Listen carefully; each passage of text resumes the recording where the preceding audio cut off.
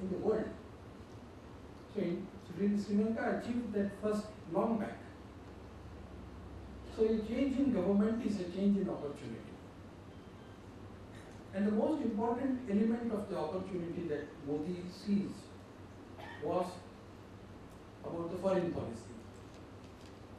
For long, we had not thought of a foreign policy. In 1947, when India became free, we had Pandit Jawaharlal Nehru. He was the Prime Minister, he was the Foreign Minister.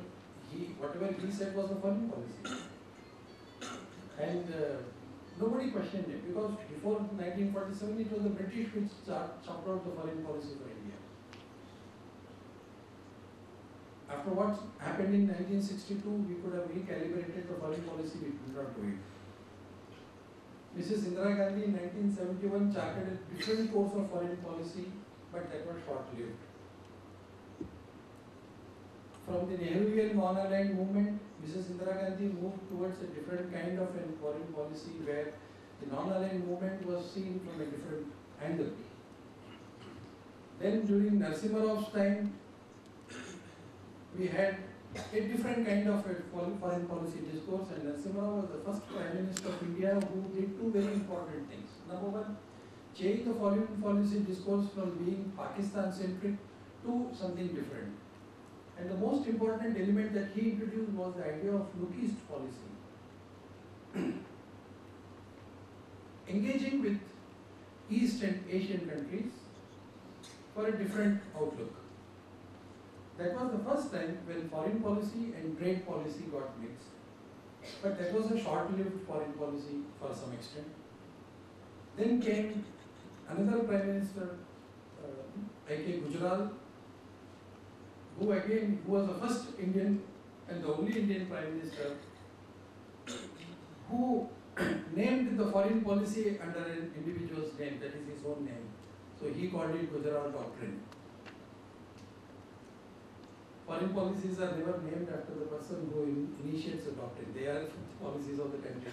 But I used to ask him. And then Atal Bihari Vajpayee carried on the foreign policy to some extent. And Vajpayee's time was such that he had to balance between the Look East policy and the Look West policy. And from there on, we are moving straight into a time when a new foreign policy document has to be set forth. Most of the countries in this part of the world, for that matter, what we have importantly missed out was that post 1990, post the collapse of the Soviet Union and the end of the Cold War, none of the countries, most importantly the East Asian countries and the Asian countries, except probably China, drastically recalibrated their foreign policies to a new development that had happened.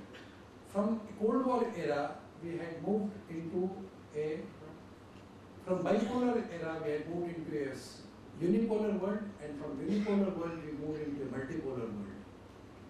So what should be our foreign policy vis-a-vis a unipolar world? What should be our foreign policy vis-a-vis a multipolar world? And what should be the terms of engagement with neighbors, immediate neighbors, the region, and the world? So these four stages of foreign policy documentation was necessary, which should have done in 1990, and unfortunately not India, not Sri Lanka, not Bangladesh, not Pakistan, not Southeast Asia, none of these countries worked on it.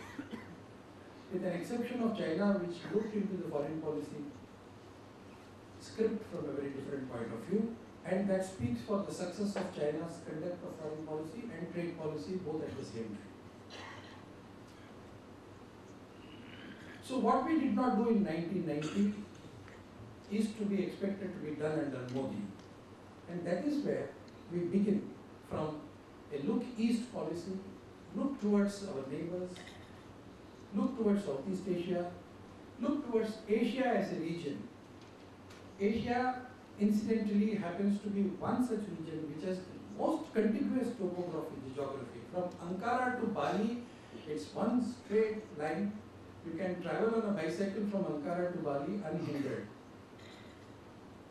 But this contiguous region is probably the most divided when it comes to societies, languages, cultures, civilizational beginnings, religion. Think of it and it is different. Governments, no two countries have same kind of government. And this is the only region which has the maximum number of regional organizations. From mountain to sea, from Himalayas to Indian Ocean, you think of any configuration and you have got an organization for it. And that is the challenge. How are we to tackle the issues? How are we to tackle the challenges of this contiguous region which is most divided? And that is where I think countries like India and Sri Lanka have a role to play. India recognizes the importance of Sri Lanka. We always say that between the southernmost tip of India to the South Pole, Sri Lanka is the only country. So that is the importance of Sri Lanka. Sri Lanka is the guardian of Indian Ocean for India.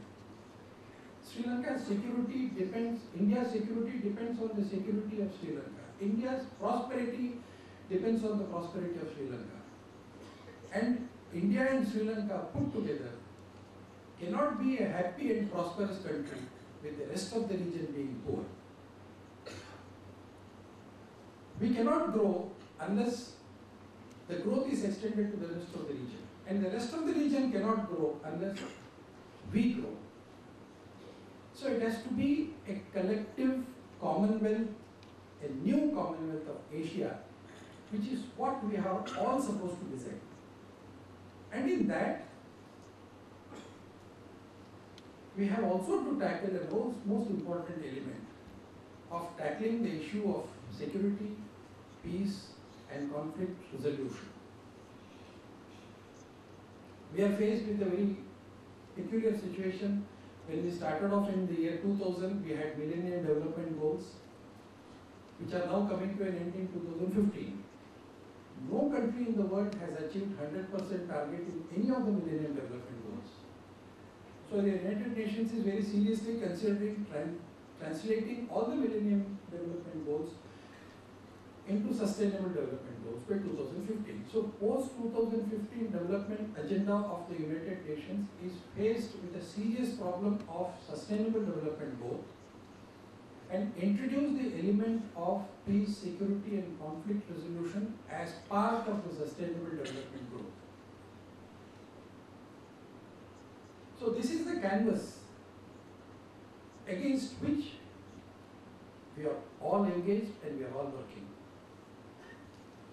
So it's not the question of who starts and who ends, who begins and who starts what goes. It is a question of collective responsibility, facing the challenges collectively and improving the standard of living of each and everyone from that point of view. The idea of India, the idea of Sri Lanka, the idea of the Hindu-ness of considering the entire universe as one family, Vasudhaiva Kutumbakam is the concept.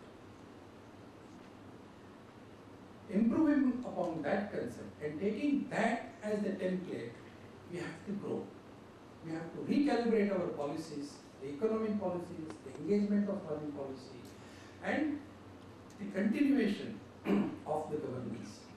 So this is the gigantic task that India under Modi is expected to do. And it is not just India under Modi, it is the whole region that has to reinvent itself.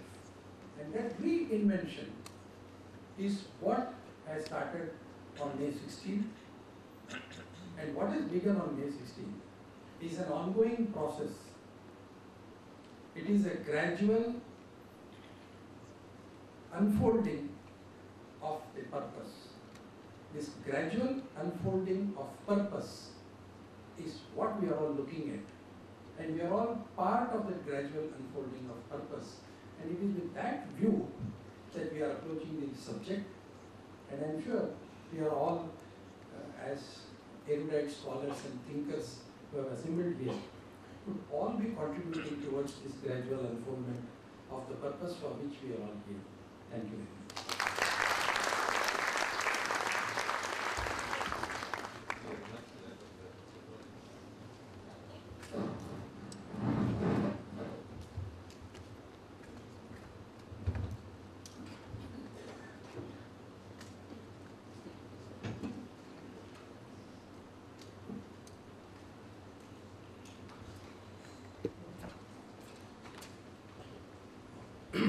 Mr. Sunimal Nando, the chairman of this center, Mr. Pali, he said that I should truncate his name as Pali so that I don't mispronounce the second part of his name.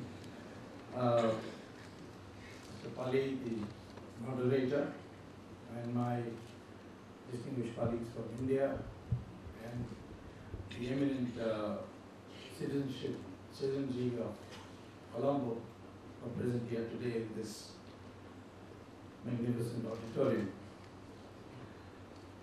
I first would like to say that what we are saying here, or at least I am saying, is not from any official document of the party, but based on my understanding of in which direction the party is thinking, and therefore would be a factor in how the government will make its policy. I am flattered that Mr. Sunimal said that if I stood in elections here, I would win, but please don't repeat it in India because many enemies would support you, ensuring that I go. First of all, I'll deal with the question of how India under Modi will be distinctively different due to his personality.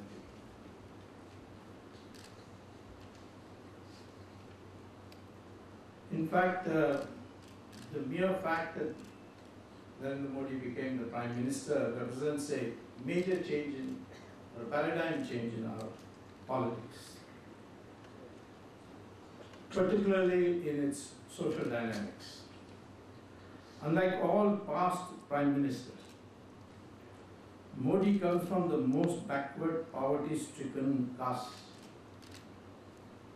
and has literally worked himself way up, with no family legacy in politics to propel him. Most of the past Prime Ministers were from the upper caste. In particular, 6 were from Brahmins, 2 were Kshatriyas, who are the fighting class, and 5 from the forward classes. And Modi is, in fact, the first from the most backward class. As a pracharak of the RSS, which means essentially propagating the authority to propagate and organize the party at a particular level, Modi spent a good part of his life in field work, and therefore he didn't parachute into this office, much like Mr. Devagowda did. All of a sudden, he became Prime Minister, much to everybody's disbelief. Mr. Gujral was sipping coffee in India International Center when one of the prominent members of the coalition went to him and said, "Get up, you have to leave because you have to become Prime Minister." So he said, "Prime Minister, which country?" So, and therefore, in none of these circumstances, such a person from such a background would become Prime Minister. Narendra Modi is not a nominee of anybody for Prime Minister. It was almost a universal demand, length and breadth of the country. Jawaharlal Nehru, incidentally, would never have been Prime Minister if there had been a vote in the party. In fact, there was a vote in the party. And out of 15 provincial Congress committee chairmen, 14 voted for Sardar Patel. And only one voted for Jawaharlal Nehru. But it was the influence of Mahatma Gandhi, who probably felt perhaps that Patel would be a very disciplined person, would accept number 2 position. And if Nehru didn't become Prime Minister, he might disrupt the whole process, creating the feeling that what the British had been propagating, that Indians can't rule themselves. But Nehru was foisted on the country as the Prime Minister by Mahatma Gandhi. Lal Bahadur Shastri was the choice of Jawaharlal Nehru. Morarji Desai was the choice of Jayaprakash Narayan, because the party had actually voted to make Jagjeevan Ram as Prime Minister. And of course, Manmohan Singh was the nominee of Sonia Gandhi. So, unlike all others, he has become Prime Minister in his own right. And therefore, that would certainly be his frame of mind in making decisions. Second thing is that, the second point I would wish to make is that the relevance of this paradigm change of Mr. Modi become Prime Minister will be felt in the SAARC countries in particular, and in particular in Sri Lanka. We have already seen that despite all the protests, your president was honorably invited to be present in the swearing-in ceremony of his become Prime Minister. Your foreign minister has been assured that we will never agree to making human rights investigation as a punitive or as an intrusive weapon.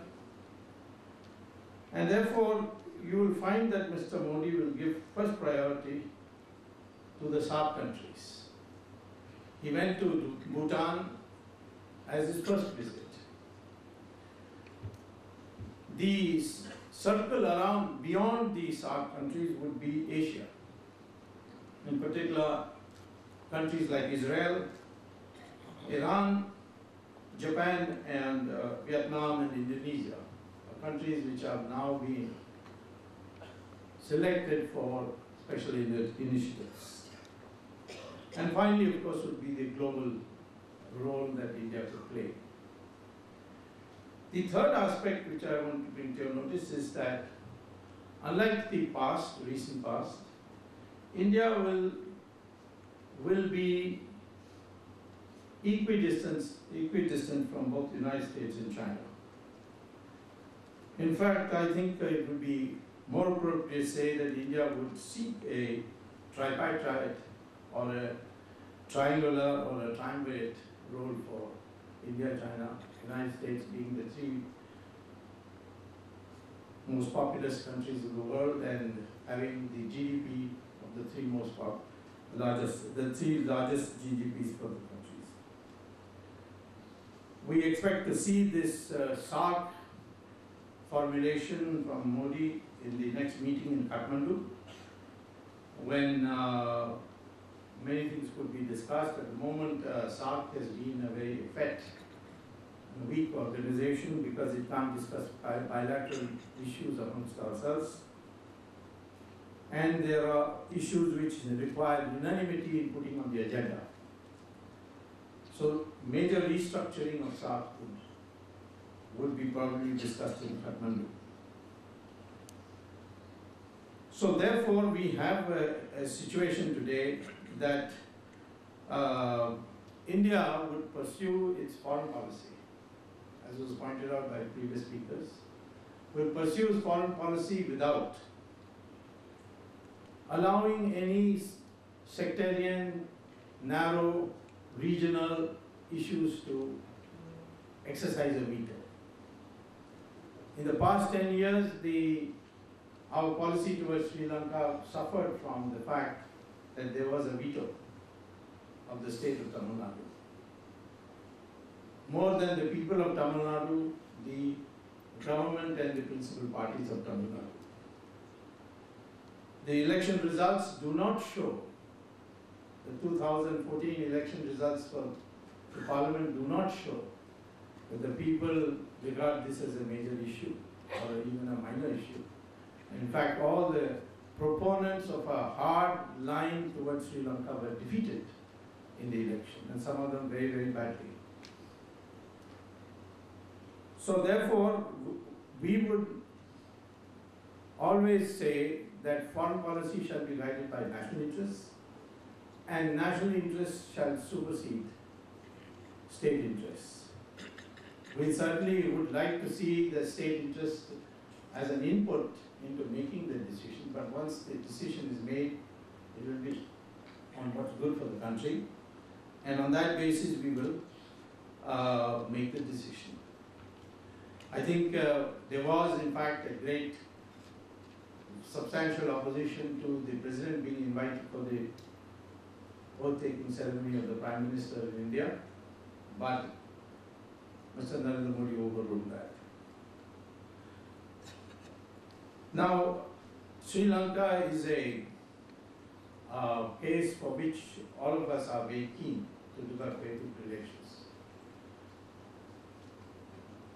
We have no fundamental conflict with Sri Lanka. And I think the issue of a separate Elam is also perhaps undergoing a review in your own country. The affidavit which I believe the TNA has promised, and since it's been promised to the court, it will be contempt of court not to keep that promise. The affidavit which has been promised to the Supreme Court, which we have read in reports in India, say that they no more subscribe to the concept of a separate independent Elam. We have been very clear that the United Nations Human Rights Commission has a role only when there is a genocide identified. Even the UN resolutions do not say that Sri Lanka has committed genocide. It's only the Tamil extremists living in London mostly who have been saying this. And therefore, I think in the United Nations Human Rights Commission, India would be far more supportive of Sri Lanka's position than ever before. We are already the largest trade partner of Sri Lanka, with $5.5 billion in trade, which has gone up in the last year at 13.6%. We are amongst the largest investors of FDI, with about a total of 800 million so far since 2003. And in tourism, we are now number one, and the rate of tourists to Sri Lanka is rising at the rate of 17.5% a year. So we now need to do what? India and Sri Lanka. We must accept some of the mistakes that we committed on both sides. It was wrong of Indira Gandhi to train terrorist forces, or those forces which, militant forces which turned terrorists. And I would say that perhaps Sri Lanka missed several opportunities when agreements were signed with people like Selvanayagam and then not honored. That they all brought this to this situation that we saw before 2009. But as an Indian, and I can say that most Indians share this view, we are very proud of your president for decisively finishing a sinister terrorist organization which was a threat to our country too. And therefore, let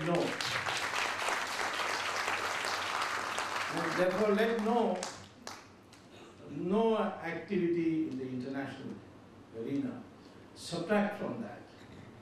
Sometimes I wonder whether this whole human rights issues have been contrived to water down or to belittle or to reduce.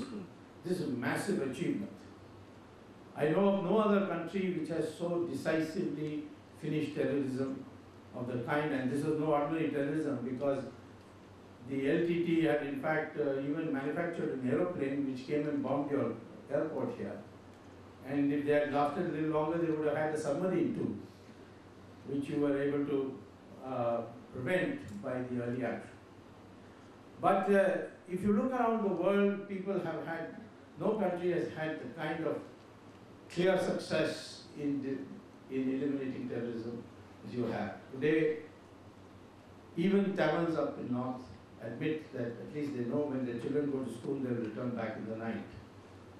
Whether when their husbands go to work, they will return back in the night. There's more to be done. I'm not saying it's not been done. This is for you to do. And if our friendship develops sufficiently, and our interaction depends sufficiently, we will give you ideas on what could be done, what could not be done, whether you accept it or not. But there are a few myths that need to be exploded. First of all, please don't refer to this Tamil-Sinhalese conflict as ethnic.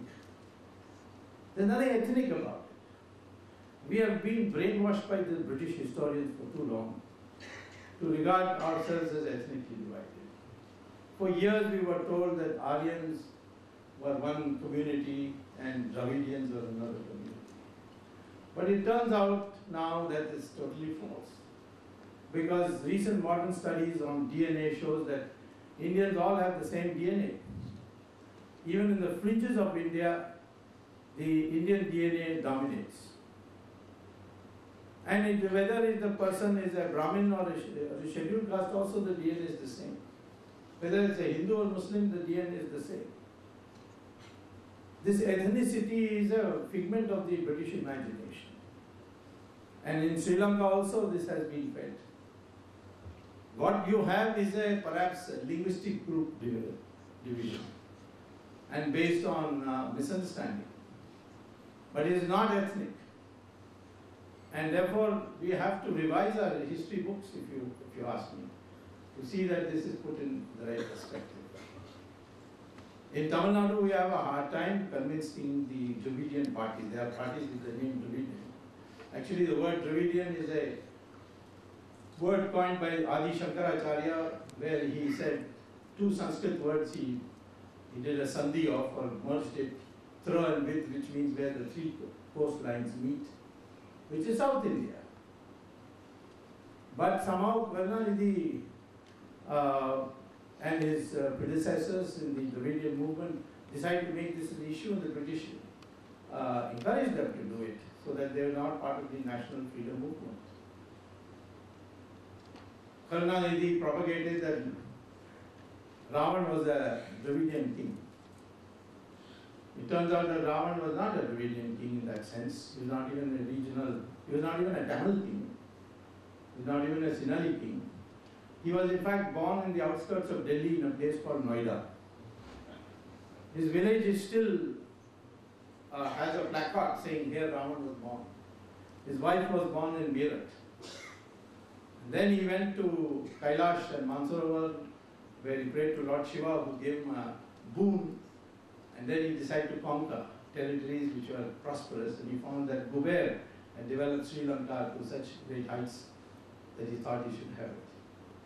Because nowadays Karunanidhi does not speak about Ravan anymore, but he does speak about Ram. And I'm thankful to Sri Lanka for helping in preventing the demolition of Ram Setu through the Setu Samudram project. Your government conducted an environmental study, and your country has a right to have a view on it. The idea of cutting through a canal through the Park Strait and Gulf of Mannar, and have ship channels instead of going around Sri Lanka to go through that. This project was proposed during the last government's tenure, and the idea was to cut through Ram Setu, or this Setu which Ram directed to be set up or produced. This naturally upset Karunanidhi, was an atheist, who doesn't believe in Ram. He in fact keeps rubbishing Ram. Once I said in the Supreme Court that Ram Setu cannot be touched. So Karunanidhi publicly said, who's Swami to call it Ram Setu? Did Ram build it? Does he have an engineering degree? If so, from which college? Now, poetic justice would it be that, is that next day he fell ill and he had to be admitted to Ramchandra Medical Hospital. I wrote him a letter, thank God at least he has an MBBS. So, I think that these kinds of things that have entered our mind must go. Sri Lankans and Tamils and North Indians, they're all from the same stock. People came from North India to Sri Lanka too. People went from Kerala and Tamil Nadu too. And there is therefore no ethnic difference between a Sinhala and a Tamil. And this must be thoroughly destroyed and demolished. And new history books need to be written on it. Second is the widespread feeling of the so-called Tamil Nadu factor in our policy. There is no Tamil Nadu factor. Repeatedly the people of Tamil Nadu have demonstrated that they don't care for this LTT and their support and the issue of Tamils in Sri Lanka. Yes, so they would be concerned if they got extensive reports of human rights violations. They would be concerned, but they'll not make it the national policy.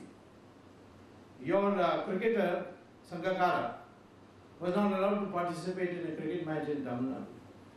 Next day he participated in Bangalore, and the entire Tamil population of Bangalore went to see him bat and cheer him. There is no such animosity. This is a handful of people, most of them financed by the leftover of the LTT money. And the cinema world of Tamil Nadu has benefited greatly from this money.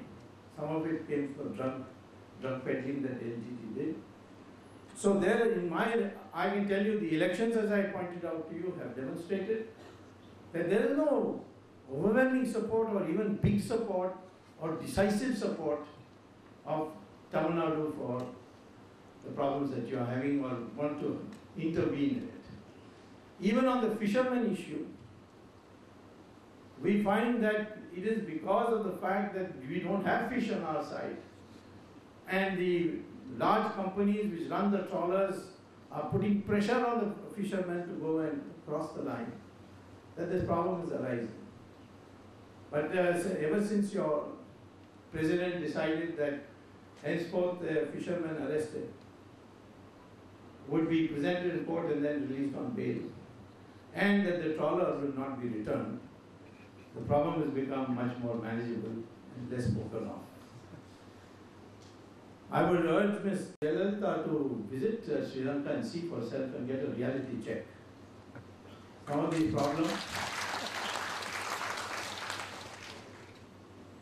So therefore, I would like this also to be disabused, that the people of Tamil Nadu are somewhat thirsting for some action in Sri Lanka. There will never be an issue in any election, it's never been. Even in 2009 it was not an issue. And finally, let me tell you, the targeting of Sri Lanka on this human rights issue has gone about as far as it has gone farther than it should have. Who are the countries who are pointing a accusing finger at Sri Lanka? The United States has taken the lead. Did we have ever human rights investigation into what happened in Hiroshima and Nagasaki? British television and British politicians talked about it. I asked them, what did you do in World War II when Dresden was bombed, when there was not a single soldier in Dresden? The entire German population was wiped out by carpet bombing. Did you have human rights investigation? For that, the Americans tell me, this is all collateral damage of war. In what way is the anti-terrorist war, the deaths that took place of civilians is not collateral damage. So therefore, I think this time for Sri Lanka, and certainly from my Indian side to not be defensive about this anymore. And in fact, make sure that you don't give visas to people coming from Norway in the future. They say that it's easier to fool the people than convince them that they are fooled. Because always we have, this is what Mark Twain said, and that's what is likely to happen. So therefore we have to redouble our efforts. I would urge all of you, and I'm certainly urging, my colleagues are of this view, one of my colleagues had even mentioned it today to the President, let's de-link Indo-Sri Lanka relations from Tamil Nadu and Tamil problem. It can be one of the problems, but the major problem is economic development, cooperation, working together in the United Nations and other places, and creating an Asian personality for our global power structure, where Sri Lanka can contribute heavily. And let us therefore take up issues which have little or nothing to do with this, except as one of the issues that have to be dealt, and in private. If India is a friend of Sri Lanka, it should not raise these issues publicly, to raise it privately. I, however, add to you that although I know that you have implemented most of the 13th Amendment or 13th plus amendment, there are items which need to be looked at. As a friend, I would say this is unnecessarily remaining as an unresolved issue. There must be a way by which the Sri Lankan Tamils also feel whether they are justified in feeling or not as the issue. But I do know that they are particularly defensive and they are apprehensive. That once again a glorious Indo-Sri Lanka relations emerges. Thank you.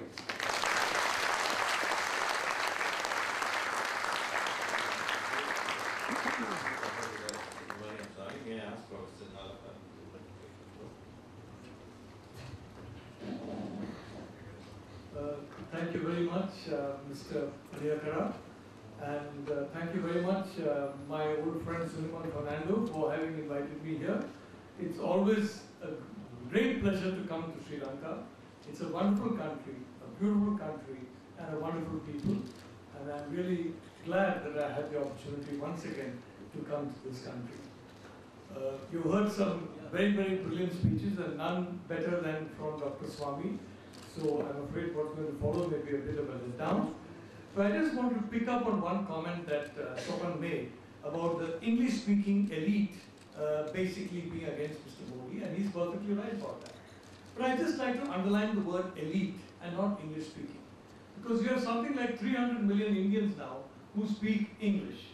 And I think a lot of them, we have more people in India who speak good English than there are people in the UK who speak good English. I'm certainly convinced that we have many more people in India who speak good English than people in the United States who speak good English, quite frankly. I mean, there are some places where people say the United States doesn't speak English, or Australians don't, but we have about 300 million people speaking English. And a large percentage of these people wanted Mr. Modi to come to power, worked very hard for Mr. Modi to come to power. Many of them are Indian citizens, left lucrative jobs in the United States, in the UK, in various other locations, and worked for months and months and months to ensure that Mr. Modi got the kind of victory deserved. I mean, back in 2006, for the first time, I started writing and talking about Mr. Modi as the best prime ministerial candidate that India could have. And quite frankly, I do believe he is going to turn out to be the best prime ministerial candidate, the best prime minister this country has had. And there are very sound, objective reasons for this. It's not based on any kind of subjective view. It's based on what I believe is an assessment of the country and the needs of the country, and of course his own personality. The first thing is, as Dr. Swami mentioned to you, he comes from the people. He comes from that particular experience. And the experience has been an Indian experience, overwhelmingly. There are hundreds of villages in India that he has visited, hundreds of other locations and thousands of locations that he has personally visited, stayed in. And this has given him an insight into the solution of problems from an Indian perspective. For those of us who are in academics, especially in South Asia or Southeast Asia or East Asia or most parts of the world, frankly, that is a very unusual perspective, because we are really trained to accept perspectives from very far away. In international relations, for example, the perspectives through which we see our policies, the prism through which we formulate our views, is a prism which is provided to us by our books, our classroom,